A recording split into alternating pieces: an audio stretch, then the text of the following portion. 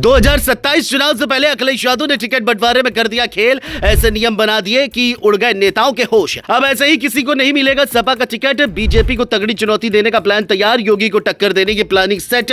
सपा में किसे और कैसे मिलेगा टिकट, क्या क्या करना होगा, अखिलेश यादव ने तय कर दी गाइडलाइन। अब समाजवादी पार्टी में नेताओं को ऐसे ही टिकट नहीं मिलने वाला है। अखिलेश यादव ने टिकट को लेकर नया नियम बना दिया है, जिसको लेकर समाजवादी पार्टी के नेताओं भी हैरान है। कई नेता ऐसे थे जो आराम से जिंदगी बिता रहे थे, उनको लग रहा था कि अखिलेश के बहुत करीबी है तो उनको टिकट मिल जाएगा, मगर अखिलेश यादव ने योगी आदित्यनाथ को चैलेंज करने के लिए 2027 के इलेक्शन में बीजेपी को हराने के लिए नए सिरे पर काम किया है। क्या कुछ तैयारी अखिलेश ने की है, क्या गाइडलाइंस तैयार की है, किसको टिकट मिलेगा, टिकट के लिए सपा में क्या करना होगा, सब कुछ इस रिपोर्ट में हम अब बताएंगे।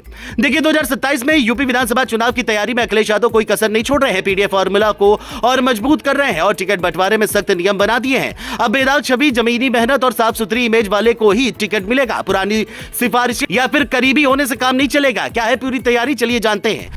अखिलेश यादव ने साफ कह दिया है कि पार्टी बेदाग छवि वाले नेताओं को ही तवज्जो देगी। मतलब जो टिकट चाहते हैं उन्हें अपनी इमेज बिल्डिंग पर काम करना होगा। सोशल मीडिया पर पोस्ट करते हुए बहुत सावधानी बरतनी होगी। कुछ भी विवादित नहीं होना चाहिए जिससे पार्टी की छवि खराब हो। पिछले दिनों लखनऊ में अखिलेश ने 200 से ज्यादा सोशल मीडिया इन्फ्लुएंस के साथ बैठक की। वहां इमेज बिल्डिंग, जनता के बीच पैठ बनाने और पॉजिटिव मैसेज देने पर जोर दिया। उन्होंने कहा कि सिर्फ जिताओ कैंडिडेट काफी नहीं, कैंडिडेट की छवि भी साफ सुथरी होनी चाहिए। सोशल मीडिया पर एक्टिव रहना जरूरी है, लेकिन जमीन पर मेहनत ज्यादा महत्वपूर्ण है। लोगों के बीच जाओ, उनका भरोसा जीतो। अब सिर्फ सिफारिशें या फिर पुराने रिश्तों से टिकट नहीं मिलेगा। अखिलेश ने स्पष्ट किया कि पीडीएफ फॉर्मूला पिछड़ा, दलित, अल्पसंख्यक को और मजबूत करना है। 2024 लोकसभा में यह फॉर्मूला कामयाब रहा, जहां सपा ने 37 सीटें जीती। अब विधानसभा में भी यही रणनीति, लेकिन और सख्ती से। पार्टी दलितों को आरक्षित सीटों के साथ सामान्य सीटों पर भी उतारेगी ताकि उनकी भागीदारी बढ़े और समाज में संदेश जाए। अन्य पिछड़े वर्गों में कुर्मी समाज को ज्यादा टिकट दिए जाएंगे। लोकसभा में भी ये फॉर्मूला सफल रहा। इतना ही नहीं, गैर यादव ओबीसी बोर्ड पर दांव लगाकर जीत आपन बनाने की प्लानिंग है। पिछड़े, दलित और अल्पसंख्यक के साथ साथ अन्य वर्गों को जोड़ने का लक्ष्य है। ब्राह्मणों की नाराजगी का फायदा उठाने की कोशिश चल रही है।